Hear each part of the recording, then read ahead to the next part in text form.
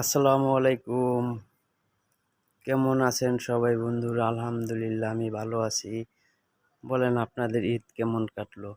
আলহামদুলিল্লাহ আমার ঈদ ভালো কাটছে। আপনাদের ঈদ কেমন কাটছে? সবাই ভালো আছেন? মন খারাপ নাকি আপনাদের? আমি ভালো আছি আলহামদুলিল্লাহ। সবাইকে অসংখ্য ধন্যবাদ। ভালো থাকবেন, সুস্থ থাকবেন।